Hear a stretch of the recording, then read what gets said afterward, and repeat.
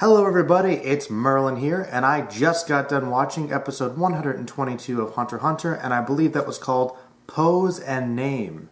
I'll never get tired of those silly combinations, even though they are surprisingly accurate in the most minimalist fashion possible. It's kind of admirable, actually. But I actually have to start off saying that I enjoyed this episode more than the previous two. Admittedly, there wasn't as much action as in the previous two episodes, not really, but we actually did get to see a lot of tension. This episode was primarily catching up to Netero facing down Miriam, and it's basically kind of a standoff between them. And it's kind of funny, you know, we're going back to that really old school shonen trope where it's just like there's got to be a lot of banter and a lot of posing and, you know, a lot of analysis of the other guy's techniques and kind of shaping them up, summing them up in your mind. I mean, this goes back to Fist and North Star, Dragon Ball. We just got like these long poses. And admittedly, it's mostly just these two guys facing each other down for the most of the episode, but we actually get to see Netero's 100 hands technique, which is basically, it's actually a pretty awesome technique. It reminds me a lot of Stan's from JoJo's Bizarre Adventure, where he basically can use his Nem to form his energy into this giant golden statue almost, this giant shape of golden energy that he can solidify, and it's got like all these arms. He can just use it to like basically smack people in different ways, and he's only used his first and third hands, so you know that he probably will ultimately go to his main attack of like using all the different hands to just like punch him. But it's like basically having a giant extension of yourself you can control. It's pretty awesome, actually. It's kind of like this weird aberration. But he kind of uses that on the king, you know, because he just realizes, you know, he's got to try and take him out. But he realizes pretty quickly that, you know, the king's a lot tougher than he originally thought.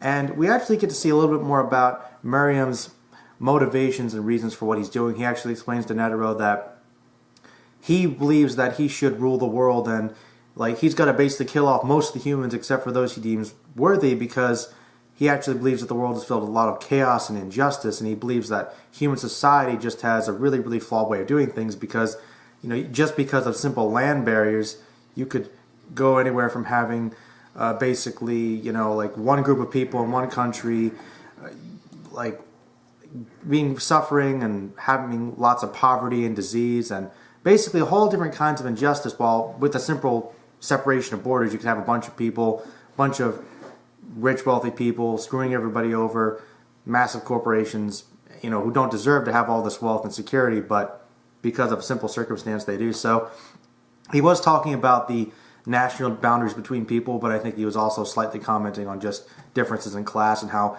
so many people could suffer just because of basic circumstances. And he didn't like that injustice, and that's his main reason for taking the actions that he has taken thus far, and his plans for basically bringing the ants to the dominant level of society on the planet. But Netero actually is kind of a bit perceptive too, because he realizes that the main reason why the king is offering to basically just converse with him, and the king even says, you know, you're not powerful enough to defeat me, of course. You know, they even say, the narrator even says that the reaction is basically, the level of difference in power is basically that a child fighting an adult. Like, there's really not much he can do. And he's basically saying the only way you're going to win me over is with words. You know, so in a way, it's like he's basically saying, convince me not to kill all these people, which you have to admit is kind of admirable. I mean, how often do we have a villain in a show like this where it's primarily about fighting, say, you know what, let's talk this out. Let's see if maybe you can find another solution, because he respects this guy. He sees Netero as being powerful and a worthy enough warrior that he doesn't want to kill him. He offers and says, you know, you're one of those people that I wouldn't kill. And we actually saw that previously in earlier episodes, that there is a hint of mercy in him. But Netero observes that it's because there's a lot of conflict in this guy's mind.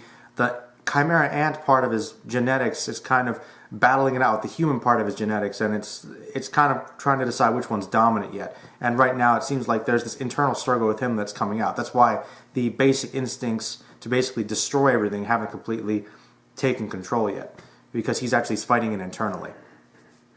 And so beyond that, the end of the episode though, Netero says, well, I know something you don't. I actually know your name because I was there when you were born. So if you can defeat me without killing me, basically in a way by kind of getting him to refine his power, which I think is kind of a weird strategy. He's like, you know, I'll tell you your name, I'll tell you more about yourself than you even know. Basically saying that, you know, he's a newborn, he doesn't understand a lot. So I think at this point, you know, it's pretty evident he's just trying to buy time while they're both trying to learn more about each other. as combatants, you try to learn as much about your enemy as possible. That's just basic strategy. But really, it just kind of leaves you with a cliffhanger to see where the battle goes, and so we'll probably get more of that next episode. Hopefully, though it's quite possible they'll just shift back again to see what's going on with Poof and Yopi and with Gon as well.